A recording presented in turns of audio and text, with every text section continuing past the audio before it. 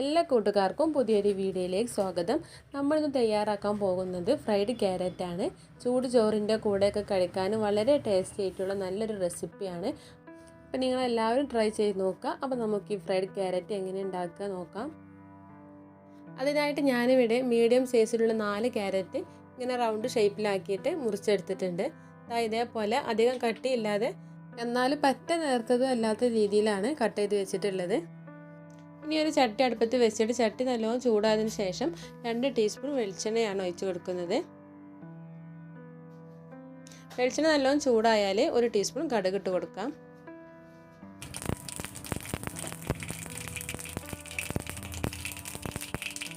കടുക് നല്ലോണം പൊട്ടിക്കഴിഞ്ഞാൽ ഇതിലേക്ക് 1/4 ടീസ്പൂൺ ചെറിയ ജീരകം ചേർത്ത് കൊടുക്കാം. ശേഷം ഇതിലേക്ക് വേണ്ടത് സവാളയാണ്. അപ്പം മീഡിയം സൈസിലുള്ള ഒരു സവാള ചെറുതാക്കി അരിഞ്ഞെടുത്തതാണ്, അതും കൂടി ഇതിലേക്ക് ഇട്ടെടുക്കാം.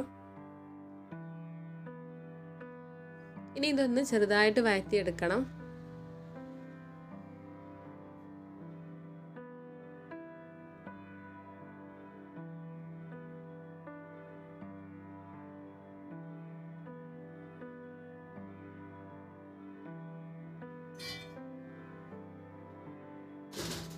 അപ്പോൾ സവാളയൊക്കെ ചെറുതായിട്ട് വഴന്ന് വന്നിട്ടുണ്ട്. ഇനി ഇതിലേക്ക് വേണ്ടത് വെളുത്തുള്ളി ഇഞ്ചി പേസ്റ്റാണ്.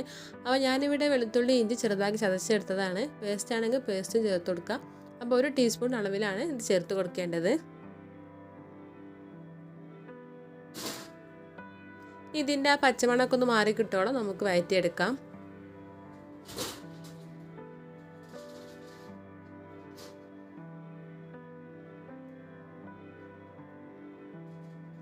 ഇതിലേക്ക് കുറച്ച് കറിവേപ്പിലയും കൂടി ഇട്ട് കൊടുക്കാം.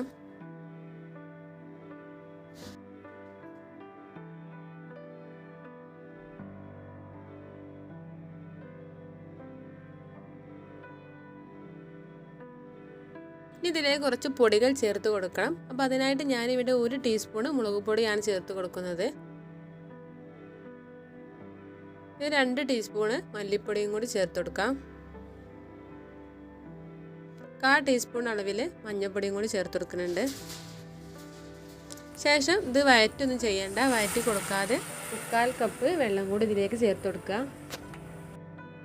ഈ പൊടികളൊക്കെ വഴറ്റി കഴിഞ്ഞതിന് ശേഷം വെള്ളം ഒഴിച്ച് കൊടുക്കുമ്പോൾ നമുക്ക് വേറെ ടേസ്റ്റാണ് കിട്ടുക. നമുക്ക് ആ ടേസ്റ്റ് അല്ലേ വേണ്ടത്. അപ്പോൾ വഴറ്റി കൊടുക്കാതെ തന്നെ 1/4 കപ്പ് വെള്ളം ചേർത്ത് കൊടുത്തതിന് ശേഷം തിളപ്പിച്ചെടുക്കുകയാണ് വേണ്ടത്.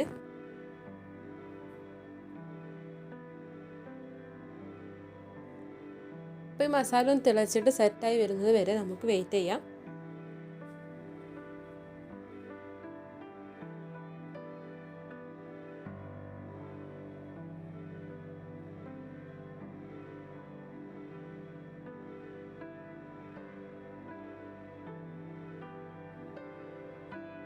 അപ്പോൾ ഒരു 30 സെക്കൻഡോളം മസാല തിളപ്പിച്ചെടുത്തിട്ടുണ്ട്. ഇനി ഇതിലേക്ക് നമ്മൾ മുറിച്ച് വെച്ചിട്ടുള്ള ക്യാരറ്റ് ഇട്ട് കൊടുക്കാം. ഇതിൻ്റെ കൂടെ തന്നെ ഇതിലേക്ക് ആവശ്യമായിട്ടുള്ള ഉപ്പും കൂടി ചേർത്ത് കൊടുക്കുക. ഇനി നന്നായിട്ടൊന്ന് മിക്സ് ചെയ്ത് കൊടുക്കാം. ഈ മസാലകളൊക്കെ എല്ലാ ഭാഗത്തും എത്തുന്നത് വരെ നല്ലോണം യോജിപ്പിച്ച് കൊടുക്കുക.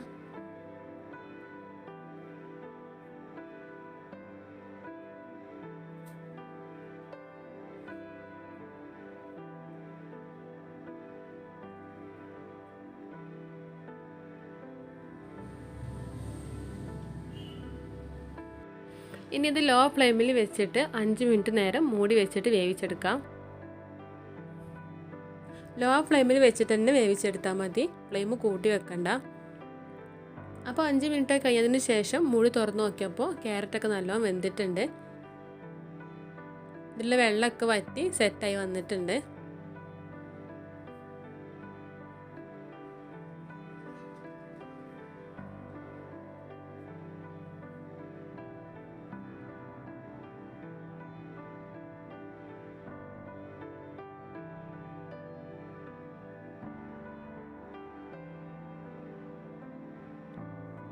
ഇതിലേക്ക് 1 ടീസ്പൂൺ കുരുമുളക് പൊടിയാണ് ചേർത്ത് കൊടുക്കുന്നത്. ഇത് ലാസ്റ്റ് തന്നെ ചേർത്ത് കൊടുക്കുമ്പോഴാണ് ഈ ക്യാരറ്റിനൊക്കെ നല്ല ടേസ്റ്റ് കിട്ടുന്നത്. അത് ലാസ്റ്റ് തന്നെ ചേർക്കാൻ ശ്രദ്ധിക്കുക. ഇനി ഇതിൻ്റെ കൂടെ തന്നെ കുറച്ച് കറിവേപ്പിലയും കൂടി ചേർത്ത് കൊടുക്കുന്നുണ്ട്.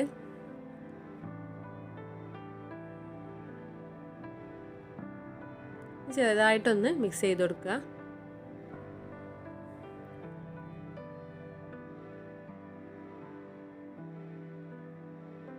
അപ്പോൾ നമ്മുടെ ഫ്രൈഡ് ക്യാരറ്റ് ഇവിടെ റെഡി ആയിട്ടുണ്ട്. നല്ല ടേസ്റ്റ് ആയിട്ടുള്ള നല്ലൊരു സൈഡ് ഡിഷാണ്. അപ്പോൾ നിങ്ങളെല്ലാവരും ട്രൈ ചെയ്ത് നോക്കുക. ചൂട് ചോറിൻ്റെ കൂടെയൊക്കെ കഴിക്കാൻ വളരെ ടേസ്റ്റിയാണ്. അപ്പോൾ വീഡിയോ ഇഷ്ടപ്പെട്ടാൽ ലൈക്ക് ചെയ്യുക, ഷെയർ ചെയ്യുക, സബ്സ്ക്രൈബ് ചെയ്യുക. അടുത്ത വീഡിയോയുമായി വീണ്ടും കാണാം. താങ്ക്